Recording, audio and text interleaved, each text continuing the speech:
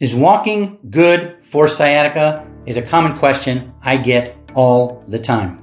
Hi there, my name is Dean Volk. I'm an international sciatica relief expert, and I love answering questions from people like you.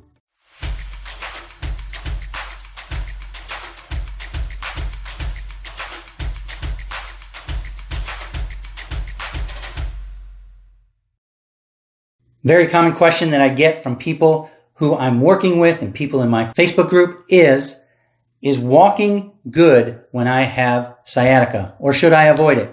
And the answer is, I don't know.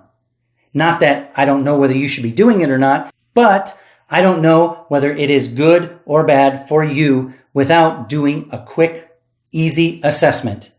And here's what the assessment is. I have you get up and walk. Is it more painful? Is it problematic? Does it cause you more pain to walk? Or is the pain the same as if you're walking or not? Or does the pain decrease as you walk?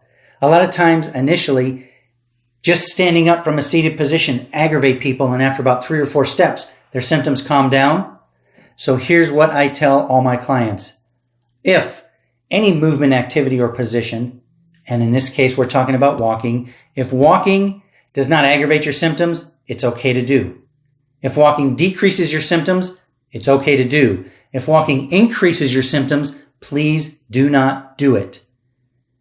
I would answer cut and dry yes or no if the answer was that simple. But we need to remember sciatica is merely a symptom of an underlying problem. And if we tell you that you should be walking and it is painful and it hurts more and more the more walking you do, we are not giving you good advice. You want to avoid pain. You want to avoid triggering your pain so that you can overcome sciatica. Couple quick and easy steps that you can take, no pun intended. If walking normally is painful for you, try a couple things so that you can be up and around moving when you need to, because we all need to walk at some time or another. Try taking shorter steps.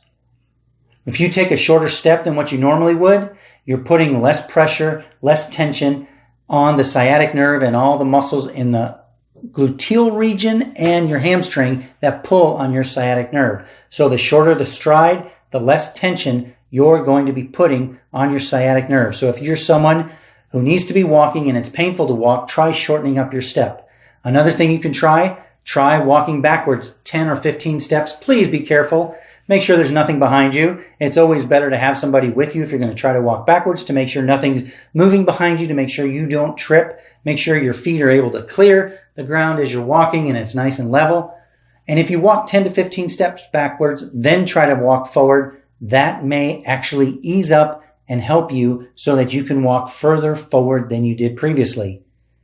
And last but not least, of the other things that I tell people, if walking forward is aggravating, try taking a few steps to your right and then try taking a few steps to your left. And I did that backwards from what I said, but try taking a few steps to your left, a few steps to your right. If one of those feels easier and more comfortable than the other, repeat that about 10 steps to that direction, turn around, come about 10 steps more back, and then try walking and see if that doesn't loosen things up.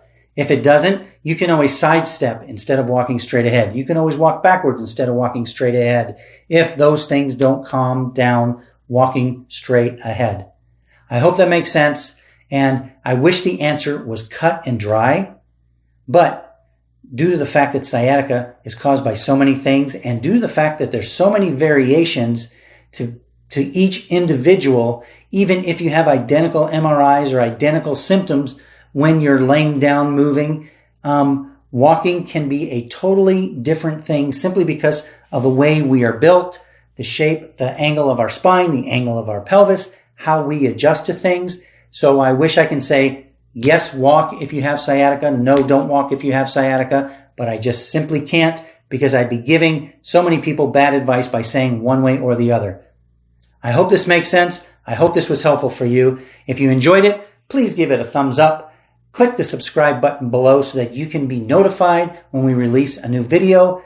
And please feel free to reach out for help. And if you want to join a Facebook group where there's about 12,600 people at the time of this recording, please click the link below this video. We'd love to have you. and get you on the road to recovery. I look forward to seeing you on the next video.